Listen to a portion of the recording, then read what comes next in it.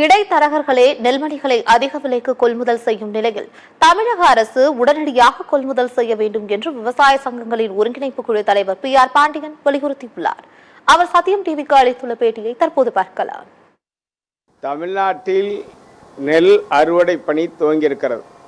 இந்த ஆண்டு இயற்கை இடர்பாட்டால் பருவமழை பொய்த்து போனதால் காவிரி டெல்டா போன்ற நெல் விளைவிக்கக்கூடிய பல்வேறு மாவட்டங்கள் மிக பெரும் துயரத்திற்கு தள்ளப்பட்டார்கள். விவசாயிகளுடைய முழு உழைப்பால் வானம் பார்த்த பூமியாக கிடைத்த மழையை கொண்டு இதுவரையிலும் சாகுபடி செய்து அறுவடைக்கு தயாராக இருக்கிறது. இந்த நிலையில் ஏற்கனவே திமுக அரசாங்கம் நாங்கள் ஆட்சிக்கு வந்தால் நெல் குவிண்டால் ஒன்றுக்கு 2500 ரூபாய் விலை கொடுப்போம் என்று தேர்தல் அறிக்கையை 2021 வெளியிட்டார்கள். இதுவரையிலும் அதற்கான எந்த நடவடிக்கையும் மேற்கொள்ளவில்லை. தமிழ்நாடு அரசு விவசாயிகளை மாற்றாந்தாய் மனப்போக்கோடு அணுகுகிறது.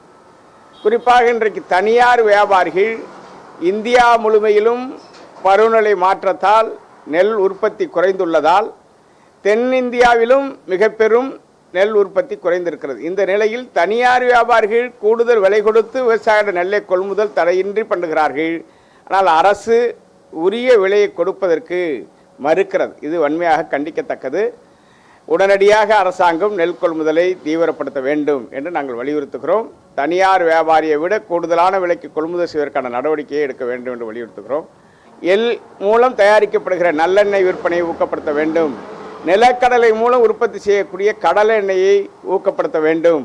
பொது விநியோக திட்டத்தில் விவசாயிகள் உற்பத்தி செய்கிற இந்த எண்ணெய் விலைகளை விற்பனை செய்வதன் மூலம் விவசாயிகளுக்கு லாபகரமான விலையும் உத்தரவாதமும் கிடைக்கும். எனவே தமிழ்நாடு அரசு அதுக்கான நடவடிக்கைகளை மேற்கொள்ள வேண்டும் என்று வலியுறுத்துகிறோம்.